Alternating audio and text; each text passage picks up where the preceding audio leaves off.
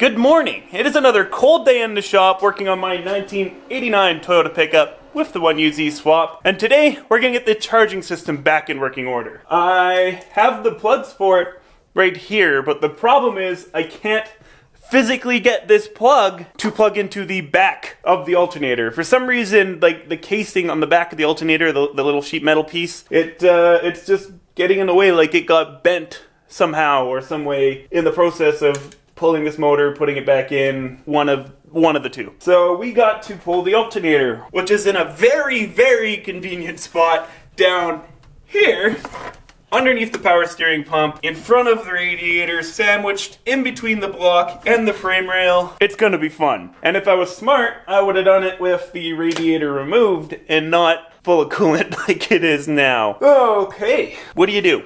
Struggle, I guess?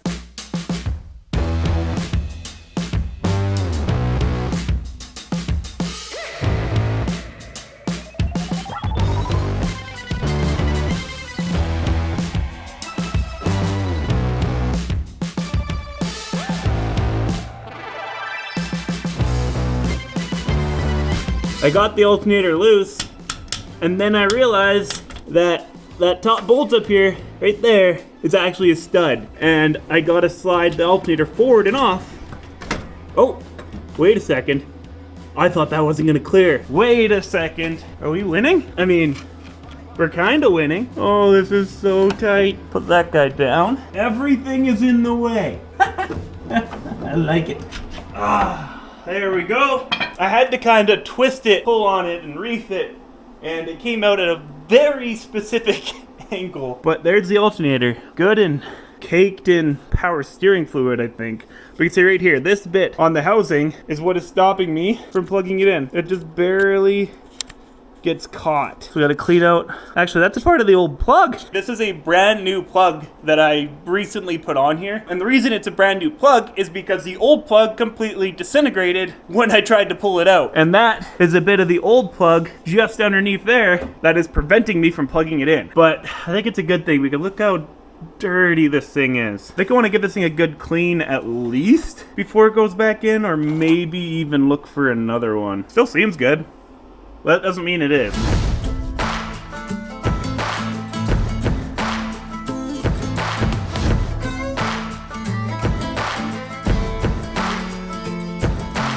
We went for each other like a bullet from a gun, faster than the sheriff's drawing, hotter than the sun. Didn't see it coming lately, I've been on the run.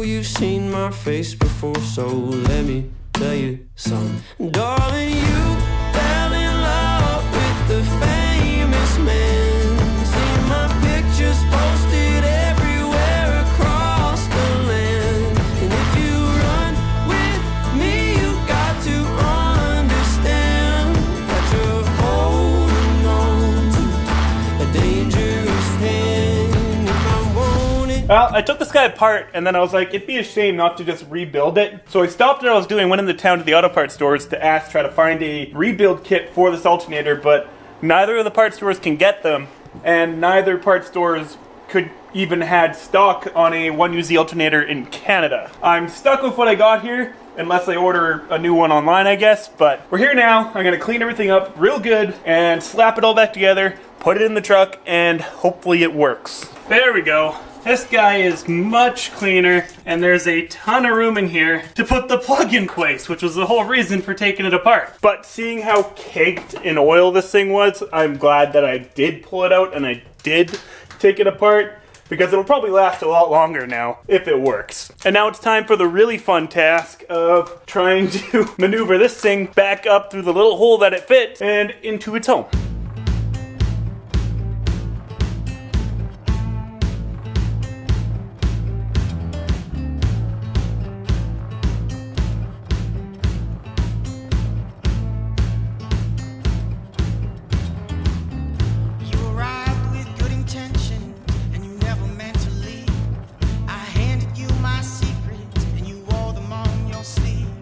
Truth is, I'm a stepping stone on your way to greater things.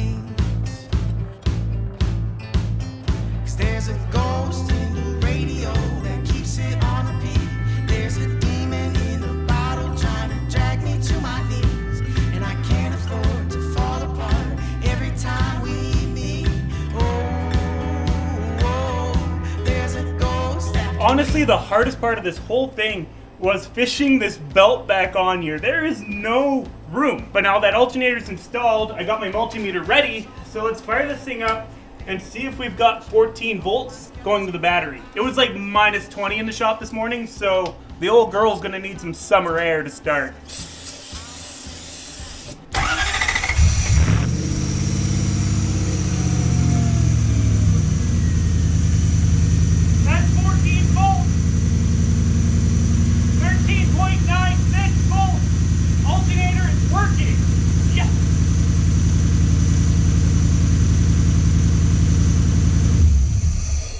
I had to kill it right away because it's freezing cold outside and I don't want to kill myself by carbon monoxide.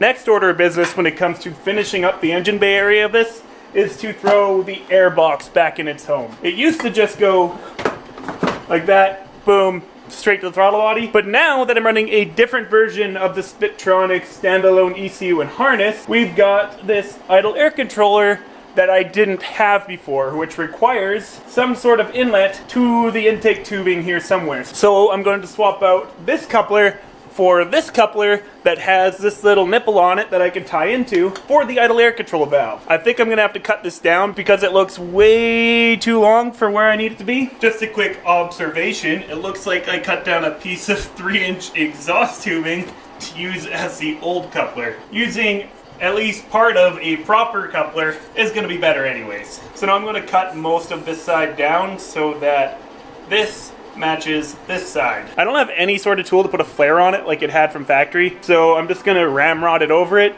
and suck it tight with gear clamps because that's how I had it before.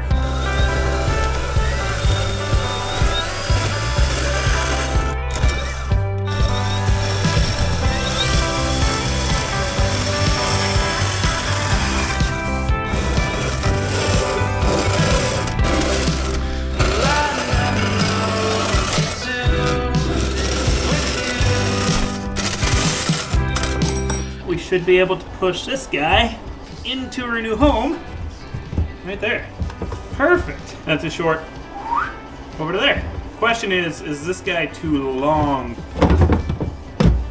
There we go. That's mint. And now we have an intake. Since we've got the engine bay pretty much all buttoned up and dialed here, there's no reason why I can't put the hood and cowl onto this thing and to start actually buttoning up the front end. This hood here isn't the original hood of the truck. It's one I've acquired, I don't know, a couple years ago, but it's in great shape.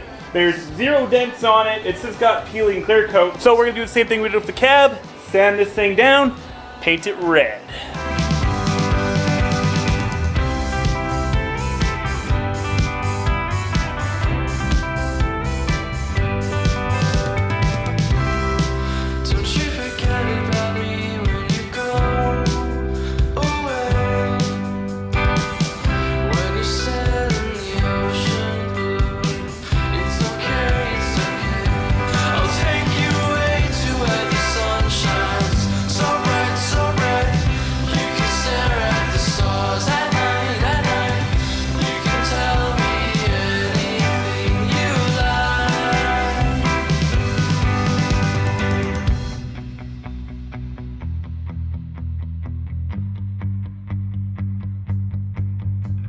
We got the hood painted, and off camera, I got the cowl painted. So for the next day, I gotta keep this wood stove topped up, keep it nice and warm in here because it's freezing outside, and hopefully it'll all dry and look mint. Alright, we got the hood mounted, the cowl mounted, the windshield wipers put in, And now I'm gonna move into the interior. What I got here is the brand new style of switch panel from Auxbeam, and it looks to be pretty similar to what a single DIN deck would be. And I'm gonna mount it right there. So it takes up the second DIN spot underneath the stereo. I think that'll look nice, it'll look factory, and it'll be slightly less intrusive than my old switch panel, which was actually mounted to the ashtray. So I was hoping that these bolt holes here on the outside would just line up on this lip on the outside of this cubby. But unfortunately, when it's centered, those holes are like just to the inside of this lip, which isn't good enough. Which means we need to make some sort of panel that goes in front, then it won't matter where the bolt holes are.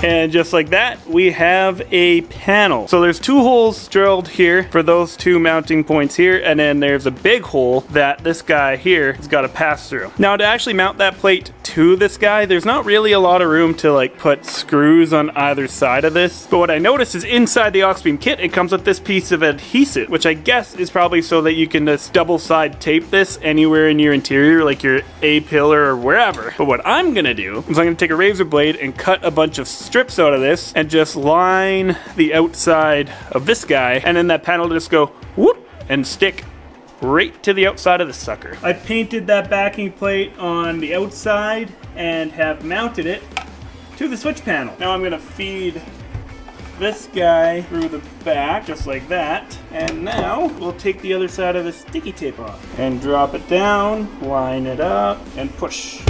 I think that looks pretty good. I'll more than likely have to trim the bezel on the inside of the truck here because that does bulge out on both sides more than I'd like it to, but that double-sided tape is sticky. That switch panel looks nice in there, almost factory, which was kind of the whole idea of putting it in this location versus down here attached to the ashtray. While I was in here reassembling the interior, I got the gauge cluster back in its home, and I ran a new wire. You guys might remember years ago I did a mod with my e-locker so that when my e-locker is on and engaged, it actually turns on a light in my cluster. I modified what used to be the rear anti-lock light that comes on the dash if you have an ABS truck. This truck is not an ABS truck. And I covered up the rear and the anti so that it just says lock. And that's simply activated by grounding this wire. So on the e-locker, the sensor is just a 2-wire. So all I need to do is run this to one side and ground the other side. Therefore, when the locker is engaged, it completes the circuit, grounds this guy out, and bam. Anyways, guys, that's about all we got time for in this week's episode of Dirt Garage. If you could do me a huge favor, hit that thumbs up button, and hey, consider subscribing. We upload weekly Toyota, building, wheeling, and off-roading content. Anyways, we'll catch you next week. Peace.